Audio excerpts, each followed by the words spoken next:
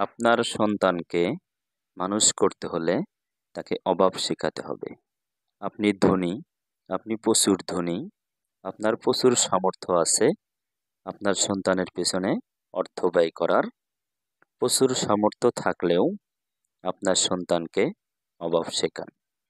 যা চাইবে তাই যদি সঙ্গে সঙ্গেই হাজির করেন, আপনার সন্তানের মানুষ হওয়ার সম্ভাবনা খুবই কম।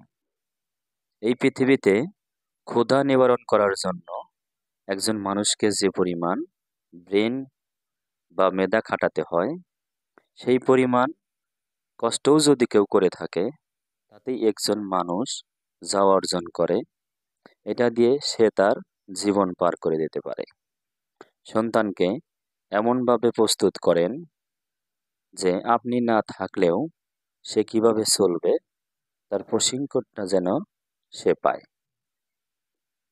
পরবর্তী সময়ের জন্যে, পরবর্তী জীবনের জন্যে বা তার বাকি জীবন চলার জন্যে যেরকম প্রশিক্ষণ তার জন্য দরকার, তাকে সেরকম প্রশিক্ষণ দিন। তাকে কোনো কিছু করতে না দিয়ে অলস অকর্মণ্য করে করে তুলবেন না। সে আপনার অবর্তমানে সব সম্পদ তো হারাবেই, সঙ্গে কষ্টও পাবেই, এবং তার জীবনের ব্যর্থতার জন্যে অবশেষে সে আপনাকেই সবচেয়ে বেশি দোষারোপ করবে।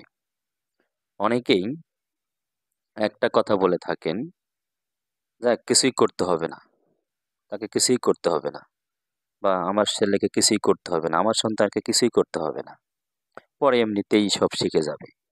কিন্তু একটা মানুষ হঠাৎ করেই মানুষ হয় না। আস্তে ধীরে তারপরে সে অনেক পরিশ্রম করে, পৃথিবীতে অনেক সময় ব্যয় করে তারপরেই সে মানুষ হয়। আপনি যখন থাকবেন না, দুনিয়ার কঠিন পথ তাকে একা চলতে হবে। সেই একা চলার ট্রেনিংটা বা প্রশিক্ষণটা তাকে শক্ত করবে।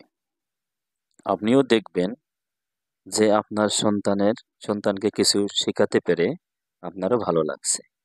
আপনার সন্তানকে শেখান, চাইলেই সব কিছু পাওয়া যায় না, আবার অবান্তর কোনো কিছু চাইতেও হয় না। ভেবে চিনতে সব কিছুই হিসেব করে চাইতে হয়। সব কিছু পাওয়ার দরকারও নেই। পৃথিবীতে সব কিছু মানুষ পায়ও না। যাহা বাস্তব, যাহা পাওয়া যাবে, সেরকম কিছুই তাকে চাইতে হবে। কষ্টের মাধ্যমে অর্জিত জিনিসের মূল্য তাকে বোঝাতে হবে।